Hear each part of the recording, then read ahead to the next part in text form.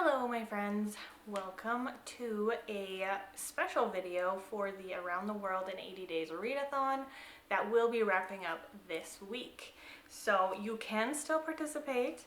If you want to participate with only one book, all you have to do is read Around the World in 80 Days by Jules Verne. So yeah, check out my Instagram, or the other two co-hosts for this readathon is Miriam and Anne. I will leave them linked down below and you can check out their Instagram and their channels as well. So for this video, as the title suggests, I wanted to just come on and chat a little bit about some of the adaptations that I watched. Now, I can't show you the book that I have because it went missing. I don't know where it is, which is really weird. I've looked everywhere I can think of in the house. I haven't taken it out of the house, so I don't know. Like, my only thought at this point is, like, did I drop it off at the library accidentally or something? I have no idea.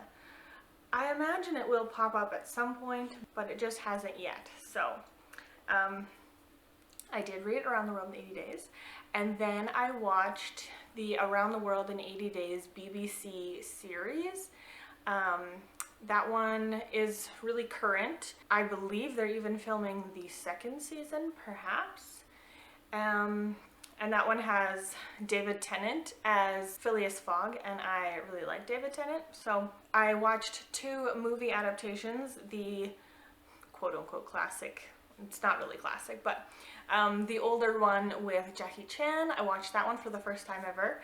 And then I watched one that I watched as a kid a lot. We owned this one, and I came to find out that it was actually an Australian kids movie.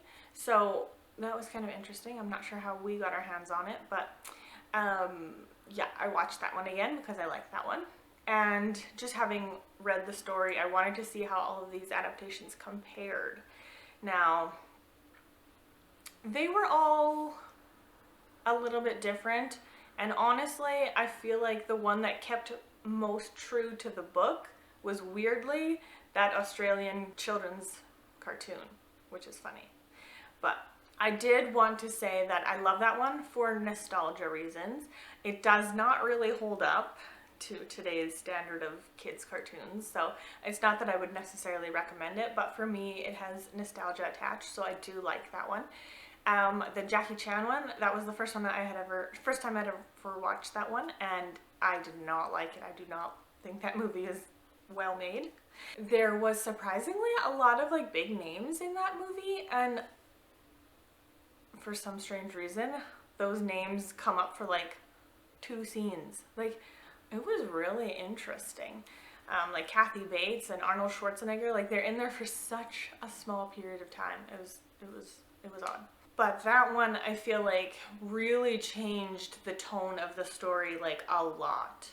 And from this point on, I will be doing spoilers, so if you haven't read the book or watched any of these movies and you don't want to be spoiled, I guess click off here. Okay, so the Jackie Chan one.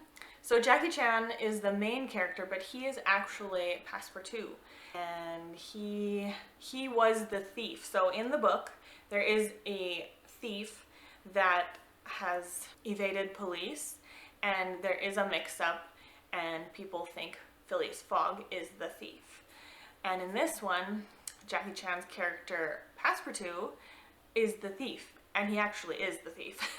It's not a mistaken identity, he really is. And it's this jade statue, and it has to do with like the Chinese lore, I believe. I don't know if it's like a real thing for Chinese culture and history, but in this movie it was significant, and so he was stealing it back for his country. But he kind of ropes Phileas Fogg into doing this big adventure. Yeah, I just didn't really care for that one. I thought that whole side element had nothing to do with the story.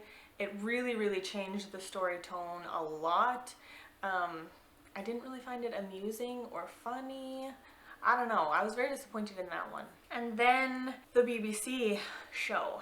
I did take some notes because I wanted to let you guys know of things that I picked up on. So Phileas Fogg in the book fires his footman, or his whatever, I don't remember what that title is, but his servant anyway. He fires him because of something really, really petty. So right off the bat, we get like an introduction to Phileas Fogg's character in the book. That he has very, very high standards, and he is, I guess, like maybe a little bit more snobbish, if you will. And in this one, that's not the case. Fogg does not fire his footman, or whatever he's called.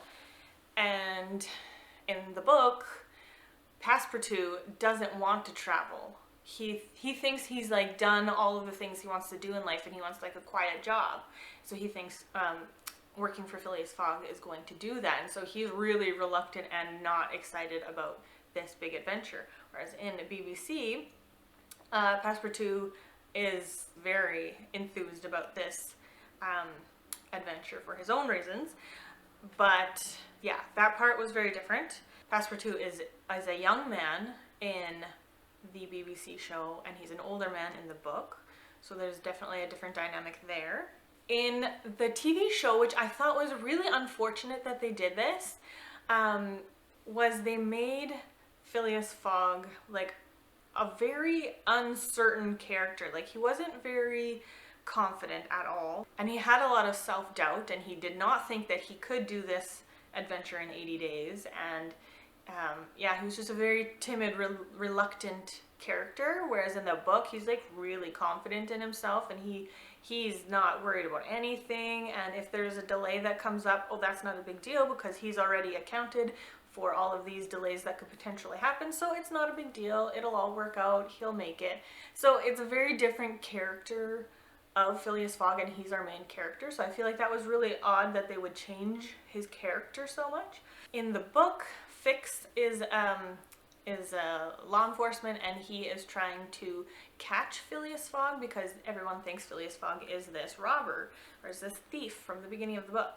Whereas in the BBC show, Fix is actually a woman. In the book, he's a man.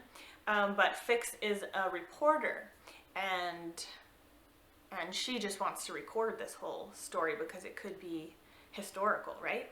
So that's very different. In the book, Passepartout sabotages the adventure for his own personal gain, his own personal reasons. Whereas in the book, Passepartout tries to stall Phileas Fogg because he feels that Phileas Fogg is probably this thief, and he wants to do the right thing, and he wants the police to catch him if he's going to be a bad guy. Like, you know what I mean? Like, he's trying to do the right thing. So again, very, very different motivations behind our side character. And then in the book, of course, Fix and Passepartout develop a romance, and that's just not a thing in the book. And also, speaking of romance, Phileas Fogg does find a woman to save by certain circumstances, and then he ends up falling in love with her, and they end up together in the end. Whereas in the book, there's this whole side story with him and a former flame that he has always regretted their separation, and he's kind of pined for her all of these years, and then finds her at the end, but doesn't end up with her. So that was a very interesting twist, I guess, or change that they made. Now, I've told you guys all of the differences between the book and the BBC show. Now I just want to say, having said all that, they are quite different, and yet I love the BBC show. So, yeah. I know this first sounds critical, like I don't like the show, and I've never been one to like always promote the book is way better than the show. I've never been like that because I really like visual media. So I really, really like this show, and I'll definitely watch the second season. I presume since the whole storyline of the book is wrapped up in the first season. The second season is going to have nothing to do with the book. So that's fine with me because I felt like it was quite different anyway. So yeah, there's kind of my wrap up. I really like this book. I liked it better the second time around actually reading it, which was fun. So I really like the book. I love the BBC show. I don't like the Jackie Chan version, and only like that cartoon one for nostalgia purposes or reasons. So yeah, there are some of my thoughts. Do with that what you will. Let me know if you guys have watched any of these adaptations, or if you've watched any other adaptations. I'd be curious to see if there are any other ones that are good out there. Let me know if you've read the book, if you like the book. Let's just chat about Around the World in 80 Days in the comments below. Thank you so much for watching. I hope you have a lovely day, and I'll see you in the next video. Bye!